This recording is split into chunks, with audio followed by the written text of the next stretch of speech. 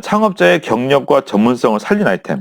자, 왜냐하면 일단 심사위원 입장에서는 지원금을 줬을 때, 즉 사업기간이 만약에 1년 남았다. 그럼 1년 안에 시제품이 나오거나 사업화가 돼야 돼요. 그래야지 세금 낭비 안 한 거잖아요. 그럼 그렇게 될 만한 아이템을 고르는 게 첫 번째고, 두 번째는 이왕이면 그 다음에 만들어서 돈을 잘 벌겠다. 이런 정도의 수준의 아이템을 이제 점수를 잘 주고 싶은 거죠. 이해되셨죠? 두 번째는 이제 사업성이 높은 아이템. 뭐 위에 잠깐 얘기했지만, 요거 뜨겠네. 예, 예. 뭐 많이 다운 받겠다. 뭐 이용 많이 할 것 같다. 돈 주고 살 것 같다. 이런 부분들 사업성이 높은 아이템을 볼 수 있겠고요. 사업화가 용이한 아이템 같은 경우는 만약에 뭐 한 20년 이상 학원을 하신 분이 계세요. 당연히 이분은 예를 들면 영어다. 그럼 영어 전문성은 뛰어나실 거잖아요. 인정. 근데 그분이 영어 앱 개발하겠대.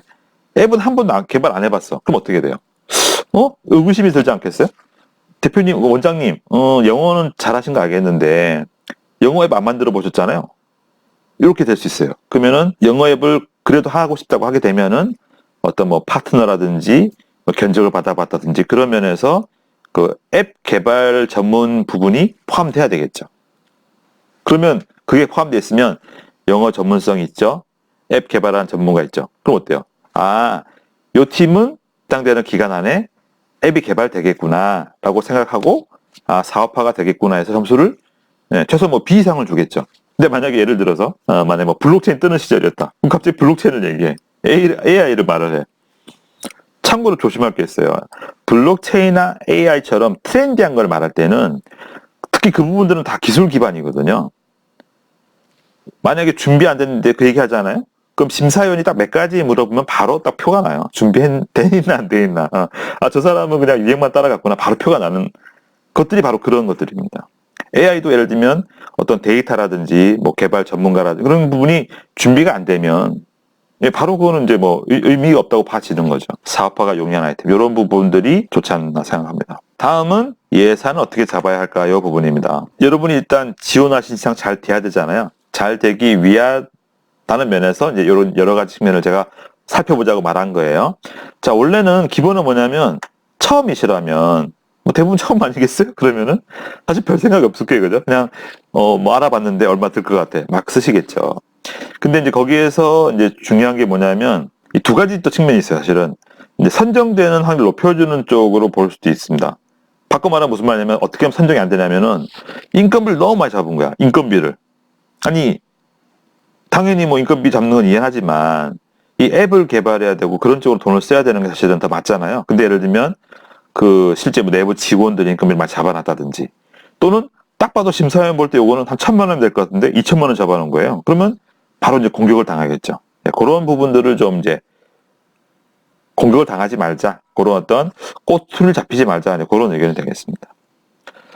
또 하나는 이제 예산 집행하기 좋은 쪽으로 잡자는 얘기가 되겠는데 덩어리 크게 쓰는 게 좋아요. 예를 들면 세금 계산서를 가지고 뭐 디자인 외주, 광고비, 뭐 운영비 이런 한 3-4개로 딱 끝냈다. 그러면 증빙이나 정산이 너무 간단한 거예요. 근데 만약에 뭐 이 사람 저 사람 막 외주 주고 막 하잖아요. 그러면 나중에 그런 정산들이 이제 뭐 모으면 되겠지만 바쁘시잖아요. 그러니까 번거로울 수 있다는 얘기지. 그래서 그렇게 이해하시면 되겠고 제일 예산에서 중요한 거는 여러분이 최대 1억이라고 해서 1억을 예상해서 쓰시면 안 될 수 있다라는 점을 말씀을 드리고 싶어요. 만약에 나 이건 꼭 1억 안 받으면 못하는 사업이야. 그러면 1억 하셔야죠. 예를 들면 절충 방안은 뭐냐면 동대표 말한 걸로 하면은 5천도 나올 수 있겠네. 그럼 어떡하지? 5천 가지고 되려나? 그러면 절충해서 7천 정도 써볼까? 그럴 수도 있죠. 그러면 뭐 1억과 5천 사이에 7천 정도로 예산을 잡아서 쓰는 것도 하나의 방법이 되겠습니다.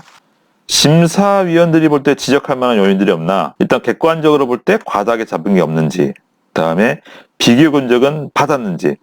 참고로 이제 저 같은 경우는 이제 보통 심사위원 7명이 들어가잖아요. 7명 들어가는데 저는 이제 이쪽 경험이 많으니까 분위기 따라 제가 움직이는데 만약에 이제 좀 전문성 있는 분이 몇 분 심사위원이 계시면 저는 주로 돈을 따져요.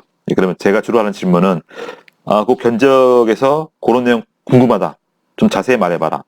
뭐 인력이 그렇게 투입되는 게 과연 맞냐? 또는 만약에 외주비를 한 3천만 원 잡은 거예요. 그러면은 3천이면은 그 돈이 어떤 견적을 받아봤냐? 뭐 비교 견적은 있냐? 이런 식의 막 질문을 막 던지거든요. 이런 부분은 사실은 예상을 하시는 게 좋죠. 그리고 사실은 이런 큰 지원 사업 신청하는데 견적도 안 받고 한다? 사실은 그건 좀 저는 그렇게 봐요. 성의가 없는 거야. 성의가 없는 거야.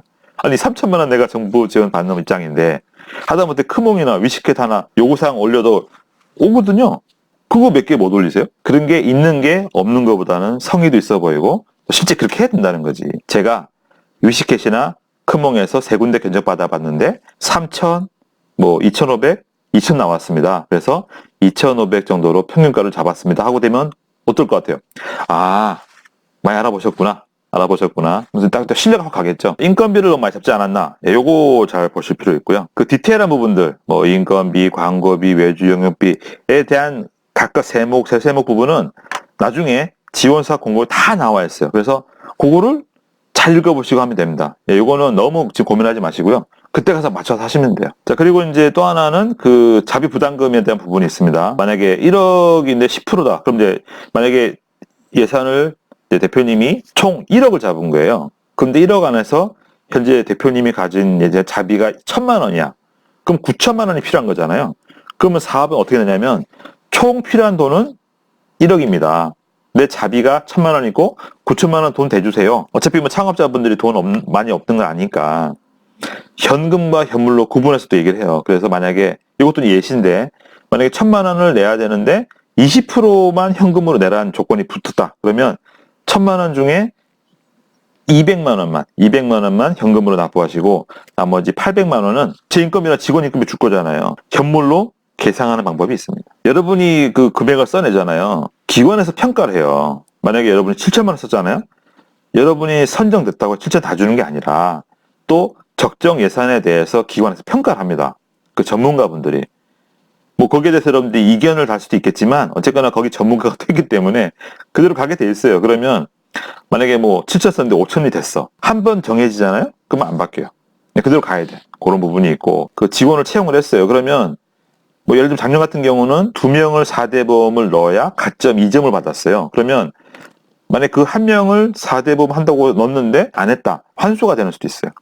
즉 처음에 잡은 예산대로 해서 쓰시는 게 기본인 거고 만약에 처음에 잡은 대로 예산을 못 쓸 상황이 생겼다. 그럼 반드시 그 기관 담당자한테 미리 주로 공문이 났죠. 예, 근거를 남기셔야 돼요. 그래서 뭐 이런 사유로 뭐 신청할 때 이랬는데 이런 식으로 바뀌었다. 예를 들면 외주비를 3천 잡았어.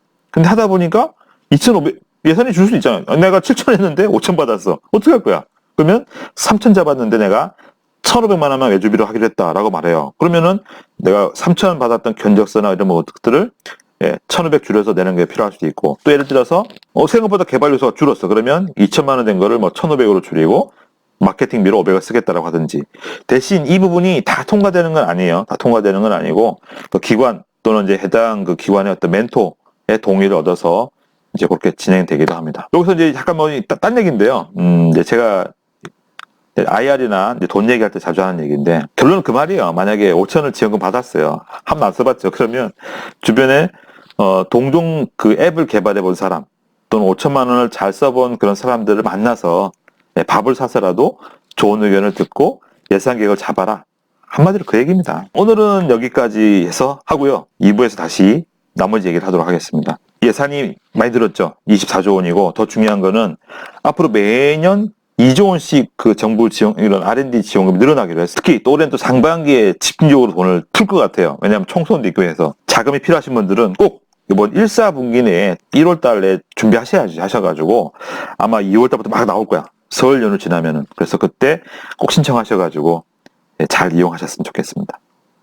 네. 그리고 혹시 뭐 상담이 필요하시면 이제 크몽에서 뭐 전화 또는 미팅 대면으로 이제 뭐 물론 여기 유료입니다. 코칭을 하고 있으니까 필요하신 분들은 이용하시기 바라고요.